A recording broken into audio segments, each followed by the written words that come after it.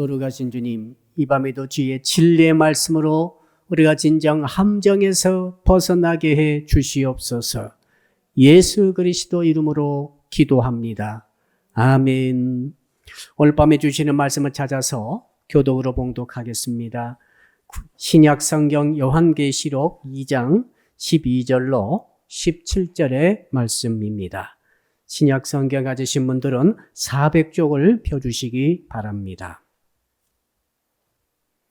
요한계시록 2장 12절부터 17절의 말씀을 읽을 때에 제가 먼저 12절의 말씀을 읽겠습니다.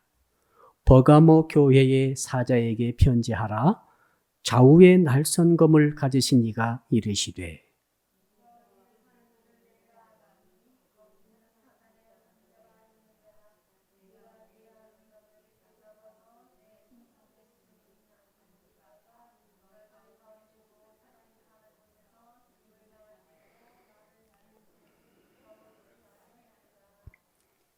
그러나 네게 두어 가지 책망할 것이 있나니 거기 네게 발람의 교훈을 지키는 자들이 있도다.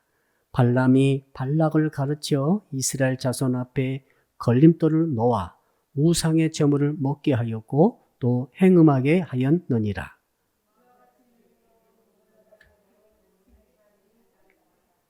그러므로 회개하라. 그리하지 아니하면 내가 네게 속히 가서 내 입의 검으로 그들과 싸우리라.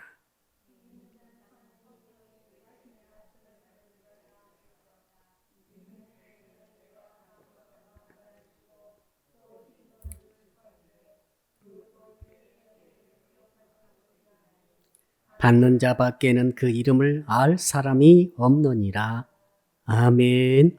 오늘 주신 말씀의 제목 한번 따라하겠습니다. 함정에 빠지지 않는 신앙을 가집시다. 옆사람 인사합시다. 정말 함정에 빠지지 마십시오. 함정에 빠지면은 다치게 되고 치명상을 입게 되고 죽을 수도 있겠습니다. 함정이 무엇인가? 함정은 아무리 힘이 강한 자라도 빠질 수 있습니다. 아무리 많은 것을 가지고 있다 할지라도 함정은 빠질 수 있어요. 이것이 특징이죠. 전 세계에서 군사력의 가장 최강의 나라는 미국입니다. 미국이 1년간 지출하는 국방비는 전 세계에서 톱입니다. 미국 다음으로 중국이죠. 그 중국부터 20개 국가를 다 합해도 미국보다 더 못해요. 미국보다 약한 20개 국가가 다 힘을 합해도 미국이 한 나라가 지출하는 국방비보다 덜 지출하고 있어요. 미국이 얼마나 강한 걸 아시겠죠. 인구 숫자는 그 얼마 되지 않지만은 어마어마한 나라가 미국이에요. 그래서 미국과 싸우면은 다 집니다. 세계 최첨단의 무기로 가장 강력한 군대를 갖고 있기 때문에 아무튼 어떤 나라든지 미국과 붙으면 다 지게 돼, 박살나게 돼 있어요. 근데 그 미국이 졌던 나라가 있습니다. 놀랍죠? 그 최강의 나라 미국이 지고 그냥 도망쳐 나와버린 나라가 있는데 베트남이에요. 놀라운 사실입니다. 1955년부터 1975년까지 한 20년간 있었는데 그 엄청난 군대와 또 우리나라 군대도 같지 않아요. 연합군이 가가지고 이 월맹군과 싸웠는데, 베트콩과 싸웠는데 나중에 결국 후퇴하고 나중에 철수하고 말았어요. 이유가 뭐냐면은 정면 승부가 아니고 이 베트콩들이 월맹군이 말이죠. 어떤 전략을 썼는가 하면은 바로 땅굴 전략을 써가지고 이겼어요. 자, 그러니까 미군이 이렇게 있는데 갑자기 뒤에서 나타나가지고 베트콩이 혹은 월맹군이 뒤통수를 치고 죽이고 도망갑니다. 그러면 화가 나서 쫓아가잖아요. 쫓아가면 없어요. 아무리 찾아도 없어요. 눈 깜짝할 사이에 죽이고 들어가 버려요. 그 시간이 몇 초밖에 안 걸리는 거예요. 여러분, 몇 초 사이에 없어져 버리니까 저걸 찾을 수가 없어요. 나중에 보니까 땅굴이 있더라. 이걸 알게 됐어요. 그래서 이제 미군들이 땅굴을 파고 들어가게 됩니다. 웬걸? 모든 구비구비마다 그 순간순간마다 뭐가 있습니까? 부비 트랩이 있는 거예요. 함정이 있는 것입니다. 함정이 뭡니까? 겉은 길바닥입니다. 겉이 그냥 풀숲이에요. 그냥 평범한 이런 논일 수도 있고 밭일 수도 있고 정글일 수도 있고 평범한 모든 그런 평이한 곳입니다. 그런데 속에는 어마어마한 무기가 들어있죠. 돌바른 날카로운 쇠창살들이 기다리고 있어요. 혹은 부비틀에 폭탄이 기다리고 있어요. 그래서 미군들이 포기한 거예요. 미군들 몸이 크잖아요. 굴 속에 들어갈 수도 없어요. 입구부터 딱 걸리는 거예요. 근데 이 베토공들이 몸이 작기 때문에 그리 들어가가지고 무려 구기 터널이라고 하는 이 호치민시 지금 사이공이죠. 옛날 사이공. 그 근방에 있는 터널에 거기만 해도 그 터널 길이가 250km랍니다. 얼마나 거미줄처럼 그 안에 다 있는지. 그 안에 탱크도 있어요. 병원도 있어요. 학교도 있어요. 군대가 들어가 있어요.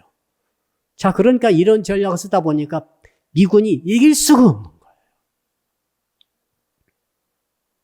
함정은 무서운 것입니다. 우리가 아무리 힘이 세고 아무리 강하다 할지라도 함정은 당할 길이 없어요. 자, 근데 오늘 성경은 왜 제가 이야기 드리는가 하면은 성경이 말씀하시기를, 오늘 본문이 말하기를 지금 영적으로도 함정이 있다는 거예요. 어디에 있는가 하면 우리 일상생활 속의 현장에 곳곳에 함정이 도사리고 있습니다. 예수 믿든 예수 믿지 않든 모든 인생들은 함정이 여기저기 지금 기다리고 있어요. 어떤 사람은 사업하다가 함정이 만나고, 어떤 사람은 직장에서 함정 만나고, 어떤 사람은 가정에서 함정 만나고, 어디서 만날 줄 모르겠어요. 어떤 우리 청소년들은 청소년인데 학교에서 함정 만나기도 합니다. 생각지도 못했던 적을 만나서 거기에 빠져서 치명상을 입는 인생들이 너무너무 많아요. 정말 기도가 필요한 줄 압니다. 근데 여러분, 신앙생활 가운데, 교회생활 가운데에서도 이 함정이 있다라고 주님이 말씀하고 있어요. 이게 오늘의 주제죠. 오늘 주제는 버가모 교회에 대한 이야기입니다. 버가모는 터키 지방의 서북부에 있는 그 지역의 수도예요. 자, 그 무시아라고 하는 지역의 가장 큰 도시였는데 이 버가모는 말이죠, 종교의 중심지였습니다. 자, 오늘 본문 한번 잠깐 볼까요? 그 종교의 중심지라는 이야기가 나오죠. 자, 우리 한번 12절을 읽어봅시다. 12절, 13절 두 절 읽어봅시다. 시작. 버가모 교회의 사자에게 편지하라. 좌우에 날선 검을 가지신 네가 이르시되 네가 어디에 사는지를 내가 아노니 거기는 사탄의 권자가 있는 데라. 네가 내 이름을 굳게 잡아서 내 충성된 증인 안디바가 너희 가운데 곧 사탄이 사는 곳에서 죽임을 당할 때에도 나를 믿는 믿음을 저버리지 아니하였도다. 자, 이 버가모 교회에 대해서 주님이 말씀하시면서 무엇을 보여주고 있는가는, 이 버가모 교회가 정말 강력한 교회였어요. 믿음이 너무너무 강력해요. 강직해요. 구부러지지 않아요. 그런데도 나중에 함정에 빠져버려요. 그래가지고 완전히 하나님의 책망받는 교회로 바뀌어버립니다. 그리고 하나님의 징계가 있다라고 말씀하세요. 그래서 우리는 오늘 이 말씀을 통해서 이 버가모 교회가 어떻게 해서 강력한 교회였음에도 불구하고 함정에 빠져가지고 그렇게 정말로 영적으로 처참하게 무너져버리고 말았는가, 이 이유를 알고 그 함정의 특징을 알아봐야 할 줄로 믿습니다. 왜 그런가 하면은 이 함정을 우리에게 오늘 주께서 교훈을 주셔가지고 너희들도 지금 이런 함정에 빠질 수 있다라고 경계하고 있기 때문에 그렇습니다. 함정은 미리 알게 되면 피해갈 수 있잖아요. 자, 그래서 그 함정의 특징이 뭔가 살펴봤더니, 알고 봤더니 그겁니다. 핍박은 이겼으나 유혹의 함정에 빠져버린 거예요. 한번 따라합시다. 핍박은 이겼으나 유혹의 함정에 빠졌습니다. 이게 함정의 도식이에요, 도식. 함정이 언제 오는가 하면은 처음부터 오지 않습니다. 처음부터 막, 어때? 함정 파놓고 이게 함정이다. 그런 거 보셨어요? 절대 그렇지 않아요. 처음에는 먹이를 주죠. 먹잇감도 주고 유혹도 하고 그래서 점점 끌어들여가지고 자기도 모르는 사이에 도취되어 있을 때 함정에 붕 빠지는 거죠. 자, 그러니까 지금 버가모 교회가 13절에 보니까 대단한 교회였다는 것을 알 수 있습니다. 이 버가모라는 도시가 사탄의 중심지였어요. 거기 13절 가운데쯤 보니까 뭐라고 나와 있습니까? 거기 사탄의 권자가 있는 데라. 그러니까 그곳에는 그때 그 근동 지방의 아문 그 나라, 터키 나라 소아시아를 넘어서서 그 근동 지방의 모든 종교 가운데 가장 큰 성전들이 그곳에 신전들이 다 지어져 있었어요. 특별히 제우스 신전, 그 다음에 세라피스 신전, 아스클레피우스 신전, 이런 신들을 모시는 엄청난 규모의 신전이 거기에 있었어요. 신전이 있다는 것은 굉장히 특징적인 것입니다. 어떤 도시는 신전이 없어요. 그냥 장사만 하고 사업만 하고 교육만 하고 학교만 있고 어떤 도시는 학교도 있고 물론 교육도 하고 물론 또 다른 사업도 하지만은 신전이 큰 도시가 있어요. 부산 쪽에 절이 많죠.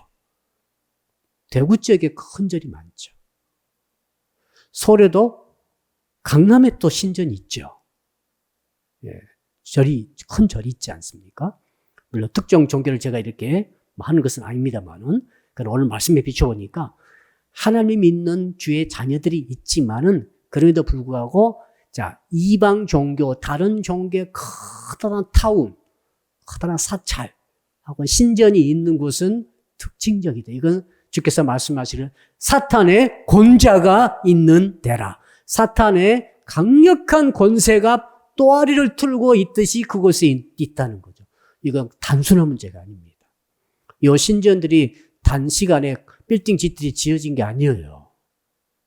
수백 년 전부터 어쩌면 수천 년 전부터 이런 미신들이 모여서 하나의 이상한 신앙이 되어지면서 이 신앙인들이 계속 이단 신앙 혹은 사이비 우상 신앙인들이 모여서 이제 점점 그들 나름대로 신심이 점점 모이고 세력이 켜지면서 물질이 모이면서 그들의 지배하는 이 강력한 이 힘이 권자처럼 서게 되는 거죠. 나라가 서는 것처럼 신전이 서는 거죠. 자, 이런 분위기 속에서 하나님의 종들이 사명받고 버가모에 가가지고 복음을 전했습니다. 예수 그리스도 통해서 생명과 진리의 복음을 전함으로 거기에서 하나님께서 마음을 열어주신 성도들이 예수를 구주로 믿고 받아들이고 모인 것이 바로 버가모 교회인 줄로 믿습니다. 이제 교회가 서게 된 거죠. 원래 신전이 있었는데 그 가운데 교회가 서게 된 거예요.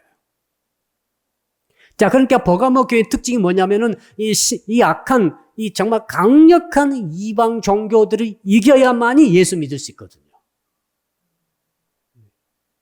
그냥 예수 믿으라 이거 자연스럽게 믿을 수가 없어요. 이 강력한 믿음이 없으면은 버가모 교인이 될 수 없는 거죠. 무슨 뜻인지 알겠죠? 그러니까 초기에 이 버가모 교회는 강력한 교회였어요. 믿음이 확실해야 됩니다. 보통 믿음이 아니에요, 이건. 그래서 무슨 말씀하십니까? 주님께서 말씀하시기를, 야, 너희 버가모 교회, 너희 교회에 안디바라고 하는 내 종이 있었다는 거예요. 그 안디바라는 종이 어떤 이야기가 있습니까? 내 충성된 증인 안디바가 너희 가운데 곧 사탄이 사는 곳에서 죽임을 당했다는 거예요. 근데 그 죽임을 당했을 때에 사탄이 사는 곳에서 죽임을 당할 때에도 나를 믿는 믿음을 저버리지 아니하였다. 안디바는 말이죠. 교회사 찾아보니까 그런 이야기가 전해져 내려오고 있습니다. 황제 숭배를 할 것인가, 예수를 믿을 것인가를 선택을 강요합니다. 잡아다 놓고. 그러면서 큰 가마솥을 준비해요. 거기다 물을 붓고 그 안에다가 안디바를 집어넣었어요. 아직 불은 안 뗐어요. 그리고 물어봅니다. 네가 예수를 부인해라. 예수께서 큐리어스라고 하는 것을 부인하면은 너를 살려주겠다. 한 번만 딱 부인해. 근데 안디바가 끝까지 부인하지 않은 거예요. 그러니까 이제 불을 떼기 시작하는 거죠. 나 이거 설교하기가 너무 좀 그렇죠. 불을 떼고 불이 점점 끓어오르기 시작하는데 그곳에서 있어야 되는 거죠. 예수를 구주로 믿기 때문에. 지금 그 말을 하고 계신 거죠. 죽임을 당할 때에도 그냥 목이 딱 잘려져 가지고 죽었으면 괜찮은데 죽임을 당하는 이 불이 끓어오는 곳에 가마솥에 삶아져 가지고 죽어가는데 이 과정 속에서도 나를 믿는 믿음을 저버리지 아니하였다. 우리는 자신이 없죠. 근데 그렇게 너무너무 강력하고 강직한 믿음을 가진 교회, 그리고 나머지 성도들도 그 안디바의 믿음을 따라간 거예요. 그 뜻입니다, 지금. 안디바만 그런 게 아니라, 안디바가 그렇게 대표적으로 교부인데, 그분께서 그렇게 순교하신 것을 보고, 나머지 성도들이 다 그 길을 따라갔다, 이 말이에요, 지금. 그래서 지금 이 칭찬하신 거죠. 야, 버가모 교회 너희들 정말 내가 칭찬한다는 거죠. 죽어가면서도 어떻게 그렇게 끝까지 나를 향한 믿음을 저버리지 아니했느냐. 충성된 믿음을 가진 자들이다. 라고 칭찬할 정도로 버가모 교회는 강력한 믿음을 가지죠. 죽음도 불사하는 믿음이에요. 더 강력한 믿음 없죠? 더 강력한 믿음 없어요. 사람이 죽어도 좋다는 믿음을 가지게 된다는 것은 순교적 믿음을 가지면 최고로 강력한 믿음을 가진 거죠. 바울이 그런 믿음 가졌죠? 내가 죽는 것이 더 유익하다라고 말할 정도로 죽음을 무서워하지 않았어요. 이 강력한 믿음입니다. 근데 오늘 본문에 보면은 아이러니가 나오죠. 이렇게 강력한 교회가 완전히 무너졌다는 거예요. 세상에 무엇을 통해서 마귀가 버가모 교회를 무너뜨렸을까요? 물에다 삶아서 죽여도 믿음을 버리지 않는 자들을 무슨 수로 그들을 무너뜨릴 수가 있다는 거예요. 그게 오늘 핵심이거든요, 지금. 여러분들은 그럴 자신이 있나요? 누가 나를 죽일지라도 죽어가면서도 믿음을 버리지 않을 자신이 있습니까? 자, 그렇게 내가 죽어갈지라도 예수를 부인하지 않겠다고 믿음을 가진다 할지라도 지금 무너졌다니까요, 지금. 근데 우리는 자신이 없어요. 누가 나를 죽인다고 그러면 우리는 빨리 도망가든지 아니면 빨리 항복해버릴 것 같아요. 이렇게 강력한 죽음을 불사한 교회도 무너져가지고 처참하게 지금 형편없이 주의 책망을 받고 있는데 우리가 이 말씀을 읽으면서 그런 느낌이 드는 거죠. 야, 우리는 정말 그런 죽음을 불사한 믿음도 지금 없는 것 같은데 어떻게 버가모 교회가 무너져 버렸다고 하니까 이 뒤에 나오는 것이 무엇인가 궁금하죠. 이게 뭐냐면 함정이에요, 함정. 유혹의 함정이 이렇게 무서운 것입니다. 죽더라도 예수 믿겠다는 것도 무너뜨려 버리는 것이 지금 유혹의 함정이라는 거죠. 자, 그러니 이것이 얼마나 우리에게 충격적인지 모르겠어요. 14절 한번 읽어볼까요? 이 어떤 모습으로 다가오는지 14절. 자, 시작. 그러나 네게 두어 가지 책망할 것이 있나니 거기 네게 발람의 교훈을 지키는 자들이 있도다. 발람이 발락을 가르쳐 이스라엘 자손 앞에서 걸림돌을 놓아 우상의 제물을 먹게 하였고 또 행음하게 하였느니라. 발람의 교훈 이렇게 나오죠. 이 발람과 발락 이야기는 모압 왕 발람이라고 하는 이방 선지자, 신비한 능력을 갖고 있는 이방 선지자를 딱 불러서 그 선지자는 이 말이 선지자이지 하나님의 선지자가 아니라 이방 신을 믿는 선지자인데 그 가운데 여호와도 알고 있는 선지자예요. 그런 종류의 신을 믿는 자가 있었어요. 그 사람이 신비한 능력 갖고 있는데 그가 축복하면 복을 받는 것처럼 보이고 그가 저주하면 저주를 받는 것처럼 보이는 것을 알고 발락 왕이 그를 돈을 주고 사가지고 와서 내가 돈을 줄 테니까 저 이스라엘 백성들 네가 저주해라. 이거거든요. 그 스토리거든요, 지금. 우리 민수에게 그 이야기가 다 나오죠? 자, 그때 발람이 돈을 받고 나서 이제 저주를 하려고 딱 갔는데, 맘먹고 저주를 딱 하려고 하니까 하나님께서 입을 딱 막으셨어. 저주 못하게. 저런 무당이 저주하는 것도 못하게 막아버리세요. 그 저주가 바뀌더니 막 축복이 나오는 거죠. 축복이 막 나와. 그러니까 이스라엘이 그 발락이 보고, 야, 너 저주하라고 그랬더니 왜 축복하니? 그랬더니 나도 지금 못하겠다. 나도 지금 내 마음도 하는 게 아니다. 돌 또 줍니다. 더 많이 주죠. 이제 정말 저주해. 그랬더니 이제 저주하는데 또 축복으로 바뀌었어요. 3번이나 그래요. 이게 더 이상 이제 못하는 거죠, 이제. 야, 나는 당신이 발락 왕이여, 모압 왕 당신이 아무리 돈을 줘도 나는 저주가 입에서 안 나오고 축복으로 바뀌니 나는 못합니다, 이제. 하고 가면서 이제 귀띔으로 한마디를 하는 거죠. 발락 왕에게. 발락 왕, 정말 당신이 내게 지금 돈도 주고 그랬는데 정말 저 이스라엘을 망하게 하려면은 이스라엘 신이 이스라엘을 저주하게 하라. 야, 이거 진짜. 자, 그러니까 지금 발람이 저주하면은 발람이 믿는 신이 가서 저주를 내릴 것인데 그게 안 되니까 지금 하나님 못하게 막으셨잖아요. 그러니까 이스라엘 신이 여호와 하나님이잖아요. 하나님이 친히 자기 백성을 저주하게 만들어 버려라. 그게 뭐가 있습니까? 죄를 짓게 만들라는 거예요. 야, 이게 함정이 있어. 자, 그러니까 강력하게 외부에서 무슨 공격을 한다든지 저주가 온다든지 다른 신이 와서 귀신이 와서 이스라엘 사람들 죽인다든지 사업을 망하게 한다든지 이런 것을 못하게 막으니까 그렇다면은 저들을 하여금 죄를 짓도록 유혹하라는 거예요. 이런 충격 안 받습니까? 이 마귀의 전략이에요, 지금. 우리를 향한 마귀의 전략이라고요. 한국 교회를 향한 마귀의 전략이에요. 전 세계 교회를 향한 마귀의 전략이었잖아요. 자, 전 세계 교회가 어떻게 됐습니까? 로마 시대 때 313년 때까지는 어떻게 했습니까? 강력하게 핍박했죠. 10명의 황제가 얼마나 한 200년 핍박했어요.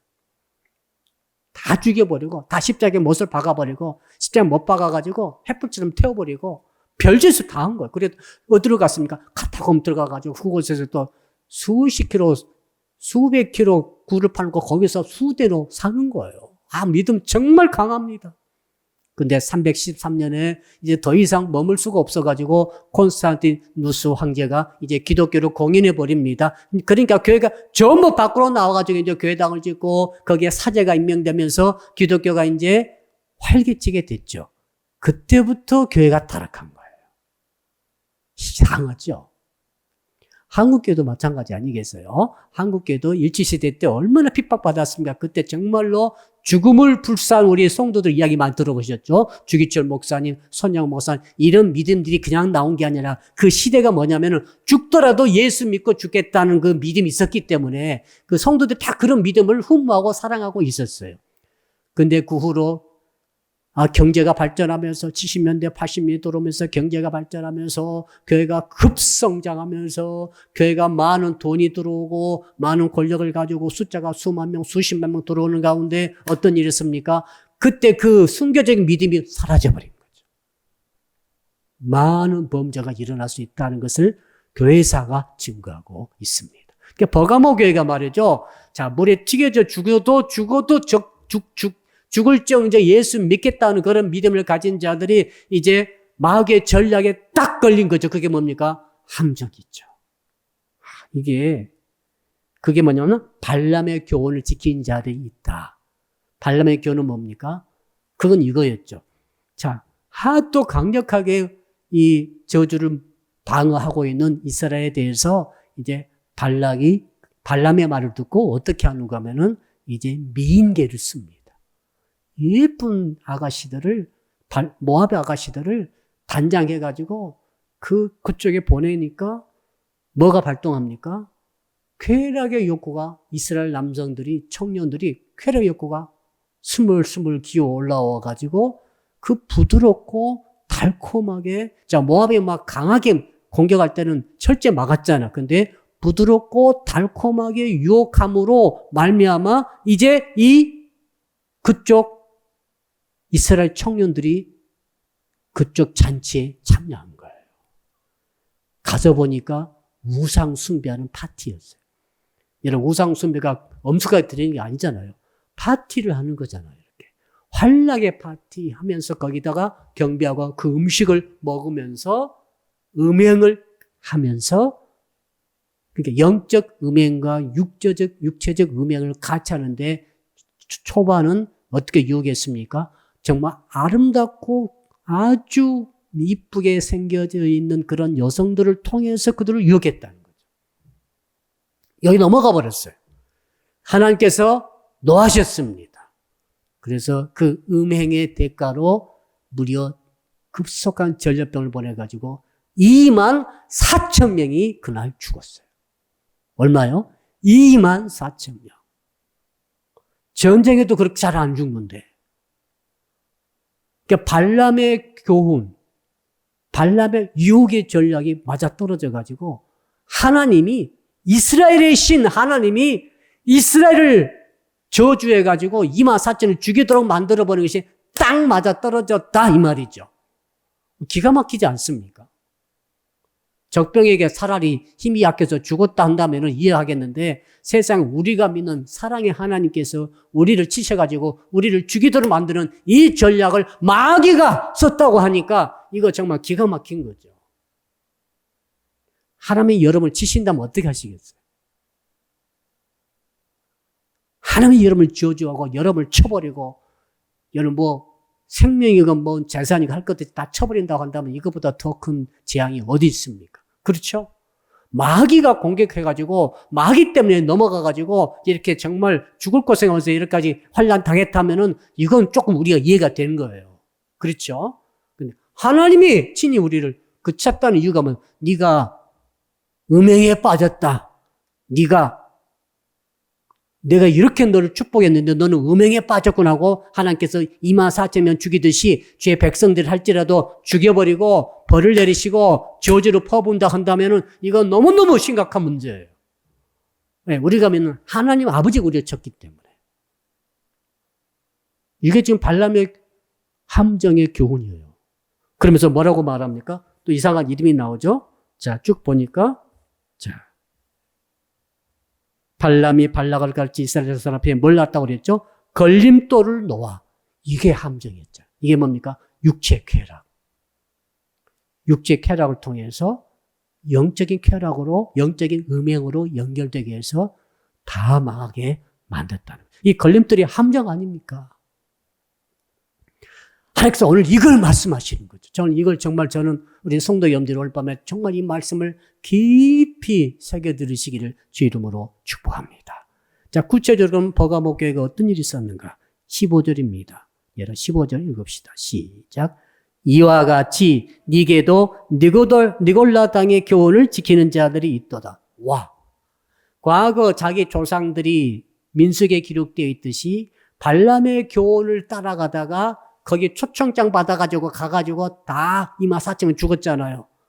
이게 자기 이스라엘 역사인데, 야, 신약교회에 와가지고도 너희들이 그와 같이, 똑같이, 이와 같이 발람의 교훈 받아가지고 그 걸림돌 함정에 걸려 넘어져가지고 함정에 빠져가지고 2만 4천 몰살당했는데 똑같이 버가모 교인들이요, 너희들이 지금 그 짓을 하고 있는데 지금 발람의 교훈 대신 사람만 바꿔가지고 니골라 땅의 교훈이다 이렇게 말하고 있죠. 니골라는 7 집사 중에 한 사람이에요. 사도행전에 6장, 7장, 6장 보시게 되면 나오죠. 그 이름이 한 사람, 안디옥의 출신 니골라가 이름이 나와요. 니골라가 처음에 믿음이 좋았어요. 근데 율법주의적인 믿음이 강력했죠. 유대인이 있으니까.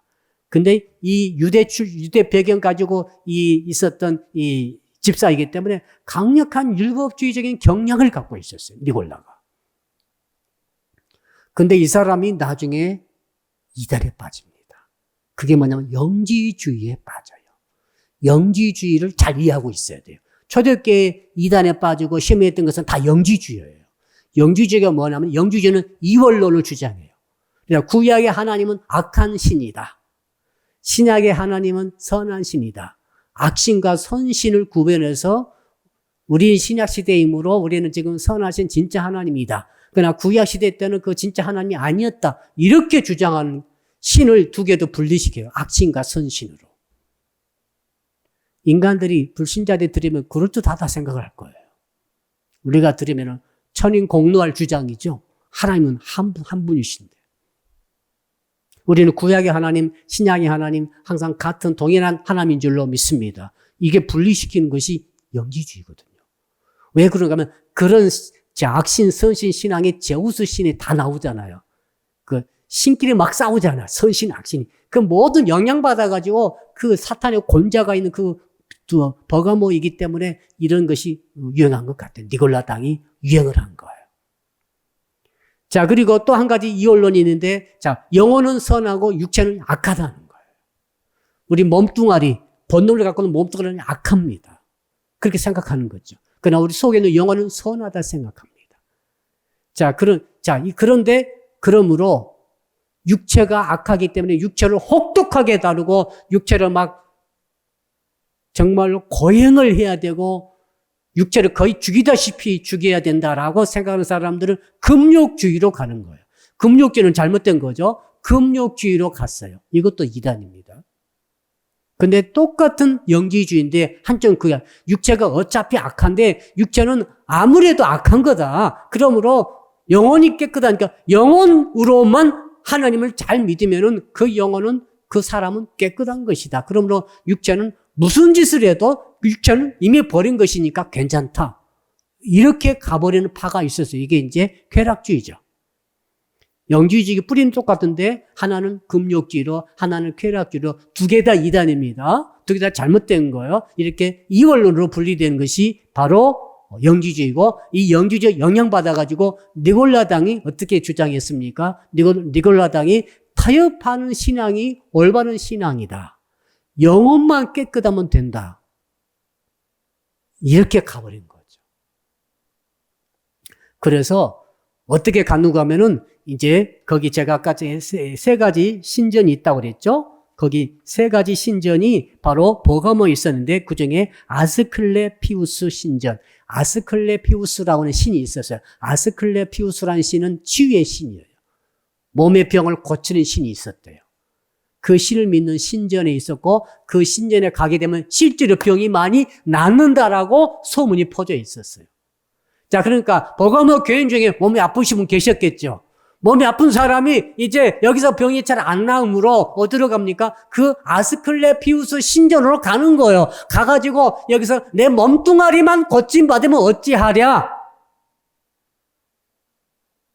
예수 그리스도 이름으로 몸뚱아리가 고침받을 수도 있지만은 거기 가서 보니까 많이 나았다고 하더라.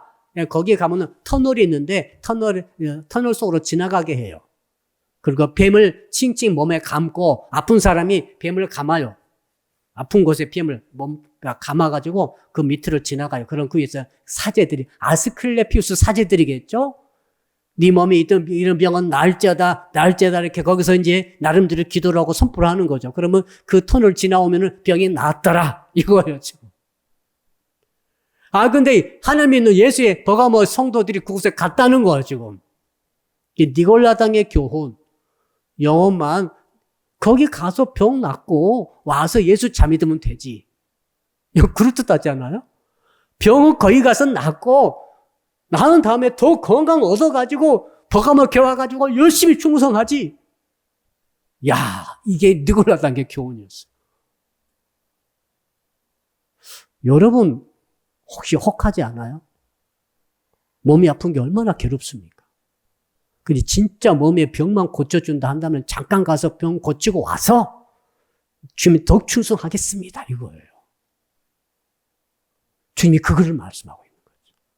그런 식으로 돈 버는 것에 대해서도 병 고치는 것에 대해서도 세속적인 모든 것에 다 참여를 하게 만든 것이 느골라당의 교훈이었어요. 그러면서도 예수 믿을 수 있다. 그래도 그것도 아무렇지도 않다. 그건. 육신의 문제, 물질의 문제, 문화의 문제, 이런 문제는 신앙의 문제와 별개다. 이 주장을 한 거죠. 현대인들이 너무너무 좋아할 교훈이에요, 이게. 세상에 돈 벌 때도 무슨 방법이든 다 돈 벌어. 많이 벌어. 정말 뭐든지 상관없어. 다 벌어. 그래가지고 주 앞에 헌금하면 되잖아요. 아멘 나오려고 그러죠. 가서 돈 많이 벌어. 100억 벌어. 200억 벌어. 11조 막 10억씩 하면 되잖아요. 근데 여러분, 니골라당의 교훈이 그게 함정이거든요, 지금. 그 전에는 물에 삶아 주겠잖아요. 예수 믿으니까. 버가모 교회 다니니까 삶아 주겠다고요. 그래도 예수 믿겠다는 사람들이 이제 이렇게 딱 니골라가 나와가지고, 니골라 이름이 안 졌죠? 니글거리는 것 같아. 나와가지고 이렇게 정말 그럴듯하게 병 고쳐, 돈 벌어, 거기 시장도 나가가지고 뭐 국회의원도 다 나가. 그 방법으로 다 해도 돼. 그래가지고 그거 가지고 그 권세와 그 명예와 그 물질과 그 건강을 가지고 주께 충성하면 되지. 세상에. 여기에 니골라당에 소속되어진 성도들이, 버가마 성도들이 빠져버렸다. 함정에 빠지면 독을 바른 독침들이 날카 나와 거기에 찔려가지고 독을 받아가지고 다 죽어가더라, 이 말이죠. 자, 시간이 넘어가므로 그렇다면 따라합시다. 함정에 빠지지 않는 신앙을 어떻게 갖습니까? 첫째는 뭐냐면 작은 유혹거리를 멈추라는 거예요. 한번 따라합시다. 작은 유혹거리를 멈춥시다. 여러분, 작은 것에서 말씀과 어긋난 작은 행위, 작은 태도, 작은 행습, 이런 것을 허락하면 그게 커져서 나중에는 함정에 빠뜨린 거라고 오늘 주께서 교훈을 주셔요. 아멘. 작더라도 모양이라도 버려야 돼. 모양이라도 버립시다. 정말 이게 말씀에 어긋난다고 하면 돈 버는 것에 있어서, 그 다음에 병 낫는 거, 명예 올라가는 거, 몸을 즐겁게 하는 거, 이런 것들이 어떤 모양이라도, 작은 모양이라도 처음에 버려야지 나중에 이미 진행돼 버리면 너무 힘들어요. 개구리가 처음에는 찬물 속에서 시원하게 있다가 물을 점점 끓이면은 자기도 모르게 삶아져 버리잖아요.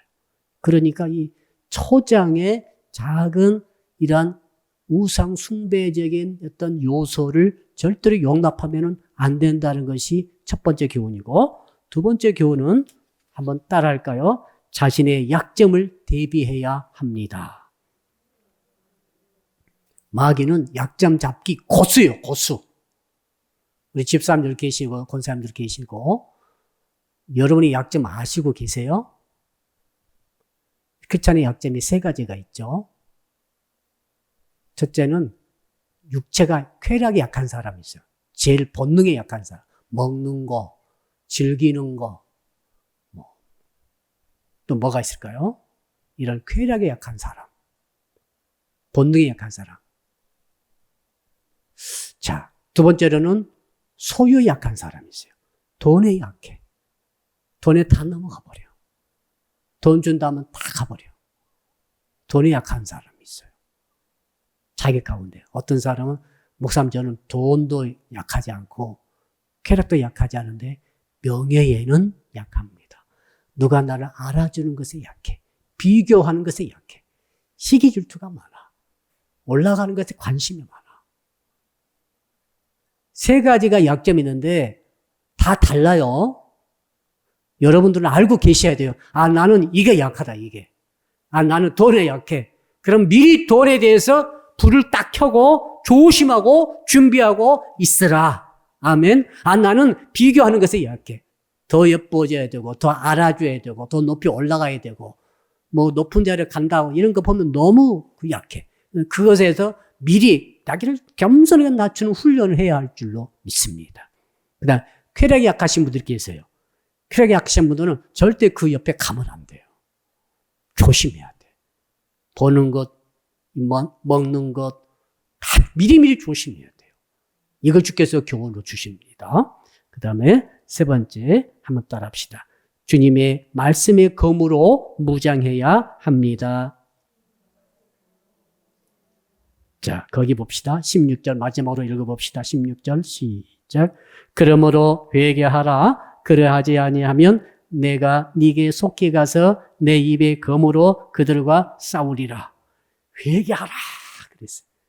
자, 이미 니골라당의 니글거리는 그 교훈에 참여해가지고 함정에 빠져버렸다, 죄에 빠져버렸다 하게 되면은 회개밖에 없는데, 회개하지 아니하면 어떤 일이 있는가 하면 우리 주님께서 좌우의 날선 검을 가지고 오신다는 거예요. 오셔서 어떻게 합니까? 죄를 지는 자를, 거기 뭐라고 됐습니까? 속히 가서 내 입의 검으로 그들과 싸우리라. 그 사탄의 대적과 직접 주님께서 말씀의 검으로 싸우신다는 거죠. 뭘 뜻하는가 하면은 말씀의 검이 해답이라는 거죠. 아멘. 따라합시다. 말씀의 검이 해답입니다. 자, 그러므로 회개해가지고 내가 주의 말씀의 검을 손에 잡아야 되잖아요. 에베소서 5장에서 6장에서 사도 바울이 말했지 않습니까? 성령의 말씀의 검을 받으라 그랬죠. 성령의 말씀의 검을 가지라 그랬잖아요. 성령의 말씀의 검을 내가 회개하고 성령의 말씀을 가지면은 그 검이 내 것이 돼가지고 검으로 사단 마귀 니골라당의 마귀의 권자와 더불어 싸우게 될 줄로 믿습니다. 근데 내가 회개하지 않으면 그 검이 나를 갈라버리는 거죠. 왕의 편에 서게 되면 왕이 검을 줘요. 발랑군을 진압하라. 그럼 왕의 검을 들고 내가 싸우지만 내가 왕의 반대편에 서게 되면 왕의 검이 나를 치는 거죠. 말씀이 검이에요. 말씀이 성경 말씀이에요. 아니, 지금 좌우에 날선 검은 하나님의 말씀이에요. 말씀이 칼이에요. 무서운 검이에요. 우리는 말씀을 내가 회개해서 니골라당 편에 선 것을 회개하고 주 앞에 주님 편에 딱 서게 되면 주께서 이 말씀의 검을 다 우리에게 주시면 이 말씀의 검을 가지고 니골당의 타협주의와 더불어서 싸워서 함정에 빠지지 않고 저들을 쳐서 이기게 될 줄로 믿습니다. 그러나 내가 회개하지 않으면 이 말씀의 검이 나를 치는 거예요. 이건 막을 수가 없어요. 진리 말씀이기 때문에. 말씀은 안 변하거든요. 말씀대로 불순종하면 당하는 거예요. 말씀이 나를 저주하는 거예요. 말씀이 나를 쳐버리는 거죠. 말씀이 나를 깨뜨리는 거예요. 그러기 전에 회개하라는 거죠. 회개해서 이 자우에 날선 검을 가지고 싸우라는 거죠. 할렐루야. 싸워서 승리하시기를 주님으로 축복합니다.